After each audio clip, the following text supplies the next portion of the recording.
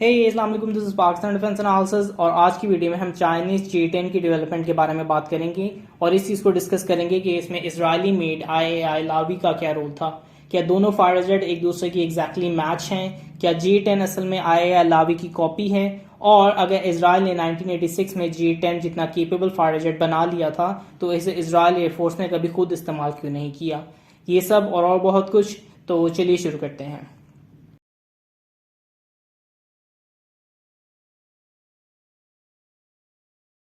शुरुआत हम IAI लावी से करें तो 80s के अराउंड जो है लावी की डेवलपमेंट पे काम किया गया।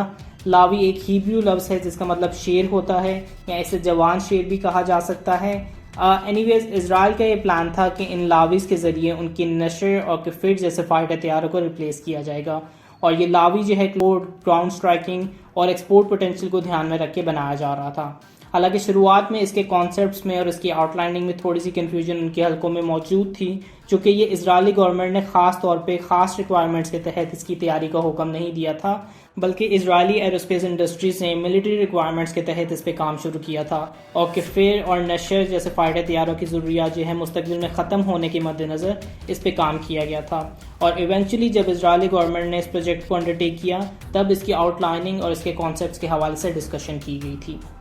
उसके नतीजे में 1986 में इसका पहला प्रोटोटाइप तैयार कर लिया गया और फाइनली जो है इसके 2 प्रोटोटाइप तैयार किए गए, जिसके बाद इस प्रोजेक्ट को फ्यूचर में कैंसिल कर दिया गया था।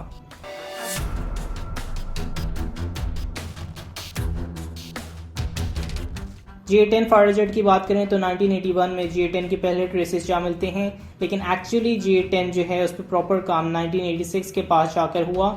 प्रोजेक्ट 10 के नाम से इस पर डेवलपमेंट का काम शुरू हुआ, जिसमें चाइना का गोल अपने J-7 और Q-5 जैसे फाइटर जेट की रिप्लेसमेंट था। लेकिन इन फाइटर जेट के मुकाबले में जिस फाइटर जेट की डेवलपमेंट का काम उन्होंने अपने जिम्मे लिया था वो पहले के मुकाबले में बहुत ही कॉम्प्लेक्स और पेचीदा प्रोजेक्ट था। ऐसा रिपोर्ट किया जाता है कि 1994 में इसका पहला मॉडल तैयार कर लिया गया था और 1998 में इसने सिंगल सीट में पहली बार फ्लाइट की थी। इम्पॉर्टेंट टू नोट कि 1988 के बाद जो है J-10 प्रोजेक्ट में एक डिले आया था, जिसकी वजह से इस प्रोजेक्ट में ताख़ीर आई थी, जिसकी वजह जो है गल्फ वॉर को बताया जाता है। लेकिन बहरहाल ये प्रोजेक्ट जो है 1994 में तैयार किया गया और इसके बाद 2007 में इसका पहला डबल सीटर वेरिएंट जो है तैयार किया गया। 2016 में J-10 का B वेरिएंट मुतारिफ कराया गया और 2018 में इस फाइटर जेट की सबसे लेटेस्ट आइटरेशन J-10C को शो किया गया। एक tailless delta wing fighter jet, swept back fighter jet, जो कि ऑन अ कॉमन अंडरस्टैंडिंग या लेमैन लेवल पे कम अज़ कम IAI लावी से बहुत ज़्यादा मुशाबहत रखता है। लेकिन क्या ये टेक्निकल एतबार से भी एक दूसरे से जा मिलते हैं, या J-10C जो है लावी की कॉपी है?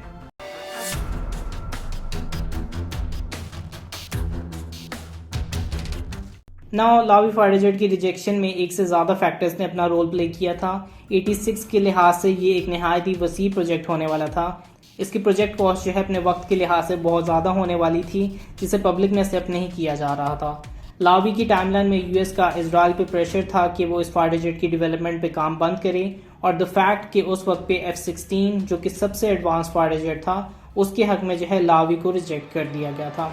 हालांकि ऐसी आवाज़ें भी मौजूद थी जो कि इस प्रोजेक्ट के हक में थी। कॉमन अजम्पशंस यही हैं, या आमतौर पे यही स्पेकुलेट किया जाता है कि IAI लावी की तैयारी जो है सिरे से ही इसराइल की जानिब से की गई थी, लेकिन ऐसा नहीं है। और इस फाइटर जेट की तैयारी में US का एक बहुत बड़ा रोल था। प्रैट एंड विटनी की जानिब से उन्हें इंजन सप्लाई किए गए थे। ये तमाम प्रोजेक्ट जो है बेसिकली US की जानिब से फंड किया जा रहा था। इस प्रोजेक्ट की टेक्निकल एक्सपर्टीज़ के हवाले से ग्रूमैन की सपोर्ट उन्हें मौजूद थी।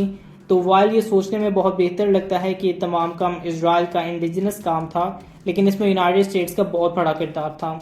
और टू बी ऑनेस्ट मुझे ऐसी कोई कंट्री याद नहीं है जिसकी डेवलपमेंट में जो है USA ने इतना ज़्यादा इन्वेस्ट किया हो। लेकिन इसकी रिजेक्शन की एक वजह ये भी थी कि इसराइल ने इसको एक तरह से एंटी अमेरिकन पर्पस के लिए इस्तेमाल करने का सोचा था। ऐसा स्पेकुलेट किया जाता है कि इसराइल इस पॉसिबिलिटी को इस प्रोजेक्ट में डाल रहा था कि अगर अरब ममालिक जो इसराइल के साथ जा मिलते हैं जियोग्राफिकली, अगर उनके पास F-16 आ गए तो उनको कैसे काउंटर किया जाएगा। तो इस लावी को जो है एक एंटी F-16 फाइटर जेट बनकर भी उभारा जा सकता था। ये चीज़ अमेरिका को किसी सूरत भी कबूल नहीं थी, क्योंकि ऑफ कोर्स उनकी एक्सपोर्ट पोटेंशियल जो है वो एक तरह से डैमेज हो जाती, और हाइंडसाइड में ये शायद सबसे बड़ी रीज़न हो सकती है इस पूरे प्रोजेक्ट की कैंसलेशन की।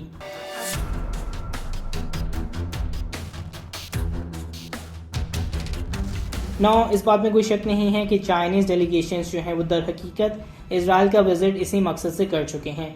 लेकिन फ़र्स्ट ऑफ़ ऑल बहुत से ममालिक जो हैं या डेवलपिंग ममालिक जो हैं इस तरह की टैक्टिक्स इस्तेमाल करते हैं कि एवेलुएशन के ज़रिए वो ऑलरेडी डेवलप फाइटर जेट से कुछ इन्फॉर्मेशन हासिल करने की कोशिश करते हैं। लावी के केस में लावी कभी भी एक प्रोटोटाइप से आगे बढ़कर ऑपरेशनल हालत में मौजूद नहीं रहा है। सो वी कैन नॉट से कि लावी किस तरह से एक बेहतर फाइटर जेट खुद को प्रूव कर पाता। ये बात दुरुस्त हो सकती है कि लावी से चाइनीज़ ने कुछ डेटा एक्वायर किया हो जिससे उनका जो है मैन्युफैक्चरिंग का या डेवलपिंग का साइकिल जो है वो कम हुआ हो सकता है। आई थिंक इस चीज़ को कहना कि लावी की कॉपी की गई है J10 ये एक तरह से लेमैन के लिए तो अंडरस्टैंडेबल है, लेकिन टेक्निकल एस्पेक्ट से ऐसा बिल्कुल भी दुरुस्त नहीं है। बिसाइड्स जो चाइनीज़ डेलीगेशन जिसने इसराइल का दौरा किया था वो एयर फ्रेम की बजाय जो है फ्लाइट कंट्रोल सिस्टम और रिपोर्टेडली एवियोनिक्स जैसी चीज़ों की इंटीग्रेशन के हवाले से वहाँ पे मौजूद था।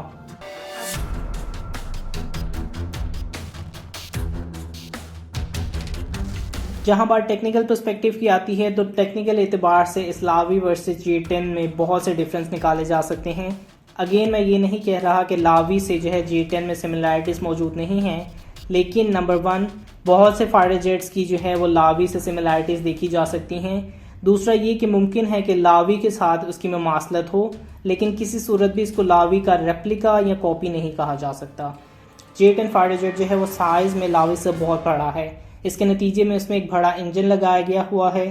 सेम फिनोमेना जो है मित्सुबिशी के F2 के साथ किया गया था जो कि हकीकतन F16 का ही रेप्लिका है, लेकिन साइज़ में बड़ा होने की वजह से मित्सुबिशी F2 को बहुत से चेंजेस F2 में ऐड करने पड़ गए थे। J10C का इंजन जो है लावी से मुख्तलिफ है। फाइटर जेट बनाने में इस बात का सबसे ज़्यादा ध्यान दिया जाता है कि इंजन का जो है मैक्सिमम पोटेंशियल निकाला जा सके। विंग्स की बात करें तो लावी के विंग्स जो हैं वो स्मूथ विंग्स हैं बगैर किसी एंगल के, जबकि J10 के विंग्स जो हैं उनमें एक एंगल आता है जिसे आप बेंड कह सकते हैं या किंग कह सकते हैं, लेकिन ऑफ कोर्स दोनों के विंग्स में जो है डिफरेंस मौजूद है। फिर J10 और लावी जो हैं दोनों के स्वेप्ट टेल विंग्स ज़रूर हैं, लेकिन लावी का जो है स्वेप्ट एज है, जबकि J10 जो है एक स्वेप्ट राउंडिश किस्म के विंग जो है वो अकोमोडेट करता है, जो कि अगेन साइज़ की वजह से इसमें शायद थोड़ा सा डिफरेंस हो सकता है, लेकिन ये बहरहाल एक डिफरेंस तो ज़रूर है। J10 is a heavier platform, wings में इसके चेंजेस हैं। ओवरऑल शायद इसराइल के इन्फ्लुएंस की वजह से J10C को आप लावी से इंस्पायर्ड ज़रूर कह सकते हैं, लेकिन ये सर्टेनली एक रेप्लिका नहीं है। इसमें वाज़ेह चेंजेस मौजूद हैं जिसे निगलेक्ट नहीं किया जा सकता है।